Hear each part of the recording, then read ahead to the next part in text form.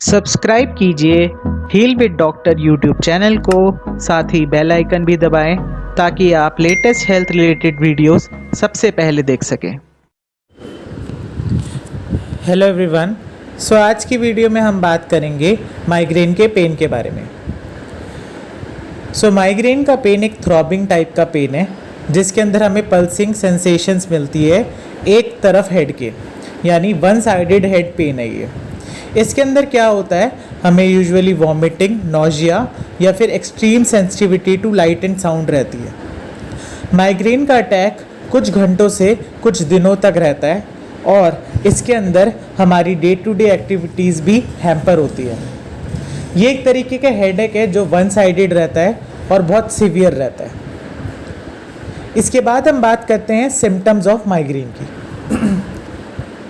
Symptoms of migraine जानने के लिए हमें ये जानना ज़रूरी है कि हमें माइग्रेन का अटैक किस एज में आ रहा है। अर्ली चाइल्डहुड में आ रहा है, एडोलेसेंस में आ रहा है या फिर अर्ली एडल्टहुड में आ रहा है। माइग्रेन का जो पेन है वो 4 स्टेजेस के अंदर डिवाइडेड है। ये 4 स्टेजेस हैं प्रोड्रोम, ऑरा, अटैक एंड पोस्टड्रोम। अब ये भी ज़रूरी नहीं कि हर माइग्रेन का पेन इन 4 स्टेजेस से जाके गुजरे।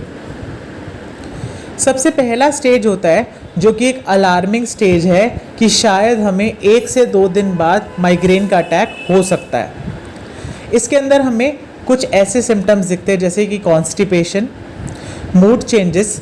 कभी एक इंसान को बहुत डिप्रेस्ड फील होता है और कभी उसे बहुत यूफोर्बिक फील होता है। कहने का मतलब कभी तो वो बहुत ज़्यादा सैड रहता है और कभी वो बहुत ज़्यादा खुश। इसके बाद उसे फूड क्रेविंग रहती है और उसकी नेक की मसल्स अचानक से स्टिफ हो जाती है इस प्रोड्रोम पीरियड के अंदर। इसके बाद अगली स्टेज आती है ऑरा। ये हमारे मतलब जो माइग्रेन के सिम्टम्स बनने से कुछ टाइम पहले की स्टेज है। इसके अंदर हमें विजुअल कुछ डेफिसिट्स दिखते हैं। कहने का मतलब हमें देखने में प्रॉब्लम होती है या फिर हमें ऐसा लगता है जैसे हमें चक्कर आ रहे हैं, बीपी लो है हमारा। ये ऑरा स्टेज है। अब हम बात करते हैं मेन स्टेज की, जिसे हम कहते हैं अटैकिंग स्टेज। इस स्टेज के अंदर हमें पेन होना स्टार्ट हो जाता है, usually one side of the head, throbbing and pulsating pain, जो कि एग्रीवेट हो सकता है एक्सट्रीम साउंड एंड लाइट से। ये पेन 4 घंटे से 72 घंटे यानी 3 दिन के टाइम तक भी सस्टेन कर सकता है और इसके अंदर पेशेंट अपनी डे टू डे की कोई भी एक्टिविटी परफॉर्म नहीं कर पाता। इसके बाद हम बात करते हैं पोस्टड्रोम पेन या फिर पोस्टड्रोम स्टेज ऑफ माइग्रेन। ये एक ऐसी स्टेज है जिसके अंदर हमारा माइग्रेन का जो अटैक है वो कंप्लीट हो जाता है और उसके बाद हम कम्प्लीटली वॉश्ड आउट हो जाते हैं, कंफ्यूज हो जाते हैं। कहने का मतलब हम बहुत ज़्यादा थक जाते हैं और हम कोई भी सडन एक्टिविटीज़ करते हैं तो उससे वो पेन आने के चांसेस बढ़ जाते हैं। तो अब हम बात करते हैं कॉजेज़ ऑफ माइग्रेन की। तो जो हमारा माइग्रेन का एग्जैक्ट कॉज है वो अनडिफाइंड है। कुछ लोग कहते हैं कि ये जेनेटिक कॉज पे डिपेंड करता है, तो कुछ लोग मानते हैं कि ये एनवायरमेंटल फैक्टर्स जैसे कि एक्सट्रीम स्ट्रेस या फिर extreme sensitivity to light, sound, इन सब से होता है। एक रिसर्च के अकॉर्डिंग ये देखा गया है कि हमारे ब्रेन के अंदर एक केमिकल होता है जो कि पेन को रेगुलेट करता है। वो कुछ नर्व्स के थ्रू पाथवे बनाता है। किसी कंडीशंस की वजह से सेरोटोनिन बॉडी के अंदर कम रिलीज़ होता है, जिस वजह से पेन रेगुलेट नहीं हो पाता और हमें हेडेक होता है जो कि थ्रॉबिंग इन नेचर होता है। इसके बाद हम बात करते हैं रिस्क फैक्टर ऑफ माइग्रेन। तो स्ट्रेस या फिर हार्मोनल चेंजेस या फिर extreme sensitisation to light and sound या फिर जेनेटिक्स, यही एक 4 जो हमारे स्पेसिफिक रिस्क फैक्टर्स हैं वो है माइग्रेन के होने के, जिसमें से सबसे प्रोमिनेंट है स्ट्रेस। यूजुअली ये देखा गया है कि जिन लोगों को स्ट्रेस होता है उन लोगों की स्लीप भी डिस्टर्ब होती है और उन लोगों के अंदर माइग्रेन का पेन होने के चांसेस सबसे ज़्यादा हैं।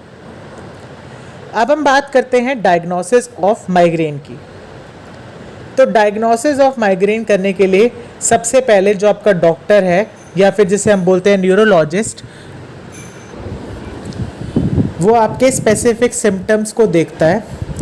आपका डायग्नोसिस करने के लिए उसे आपकी मेडिकल हिस्ट्री, आपकी फैमिली हिस्ट्री कि आपकी फैमिली को किसी को माइग्रेन की प्रॉब्लम तो नहीं थी, या फिर आपके न्यूरोलॉजिकल एग्जामिनेशन करता है, कहने का मतलब वो ये चेक करता है कि आपका बीपी कितना फ्लक्चुएट हो रहा है, आपको कोई और बीमारी तो नहीं है, या फिर वो ये देखता है कि आपको किस तरीके का पेन है और वो कब ट्रिगर होता है, उससे पहले के क्या सिम्टम्स होते हैं। इन सब चीज़ों से ये पता लगाया जा सकता है कि ये माइग्रेन का पेन था या फिर generalise headache due to stress.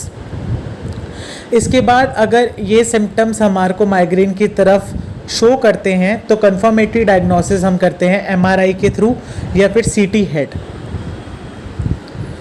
अब हम बात करते हैं मैनेजमेंट ऑफ माइग्रेन, यानी हम माइग्रेन को कैसे ठीक कर सकते हैं। तो सबसे पहले आप अपने ट्रिगर जानें।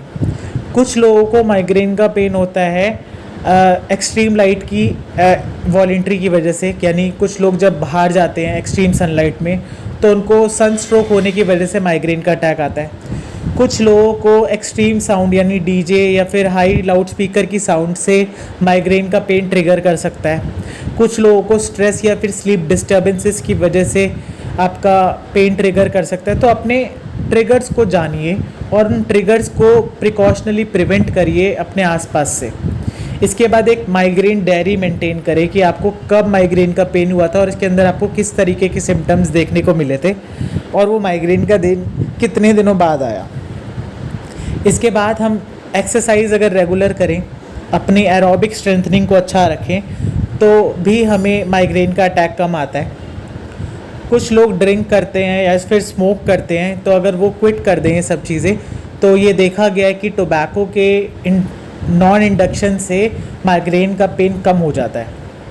इसके बाद बैलेंस डाइट ऑन टाइम लें, अपने आप को हाइड्रेटेड रखें यानी drink lots and lots of water. इसके बाद मेडिटेशन करें, योगा करें या फिर अपने लिए कुछ ऐसा टाइम निकालें जिसके अंदर आप डी स्ट्रेस कर पाए अपने आप को। And last but not the least, अपनी स्लीप को अपनी प्रायोरिटी बनाएं। स्लीप अच्छे से ले, स्लीप डिस्टर्ब होती है तो भी माइग्रेन ट्रिगर करता है। इसके बाद हम बात करते हैं कुछ ऐसी मेडिसिन्स की जिसके थ्रू हम माइग्रेन के अटैक को कुछ टाइम के लिए प्रिकॉशनली कंट्रोल कर सकते हैं या फिर ठीक कर सकते हैं। सबसे पहले हम बात करते हैं एनाल्जेसिक्स या फिर पेन किलर। इसके अंदर हम आइबुप्रोफेन ले सकते हैं या फिर न्यूमेसिलाइड। ये हमारा फर्स्ट अटैक रहता है माइग्रेन की तरफ, जिससे हमें तभी की तभी आराम मिलने के चांसेस होते हैं। इसके बाद करते हैं हम कि माइग्रेन के लिए स्पेसिफिक दवाई कौन सी है। तो स्पेसिफिक दवाई होती है ट्रिप्टिन्स, स्पेशली सुमाट्रिप्टिन। इसके नेज़ल स्प्रे भी आते हैं और इसकी टैबलेट्स भी आती है। 50 to 100 mg आपको ओरली लेनी है। और अगर आपका माइग्रेन का अटैक थोड़ा ज़्यादा हो चुका और वो कंट्रोल नहीं आ रहा मेडिसिन से, तो आपको आईवी इन्फ्यूजन लेना पड़ता है कीटोरोलोलैक इस मेडिसिन का। ये मेडिसिन आपके ब्लड के अंदर डायरेक्ट ट्रांसफ़र की जाती है और एमरजेंसीज़ के अंदर ये हेडेक को रिड्यूस भी करती है और कंट्रोल भी करती है। Thank you so much. तो आई होप आपको ये वीडियो पसंद आई होगी। इस वीडियो को लाइक करें एंड शेयर करें ज़्यादा से ज़्यादा। साथ ही कमेंट सेक्शन में अपने डाउट्स बताएं मुझे, ताकि मैं उन्हें बहुत जल्दी से जल्दी क्लियर कर पाऊँ। Thank you and wish you a very happy and healthy life ahead.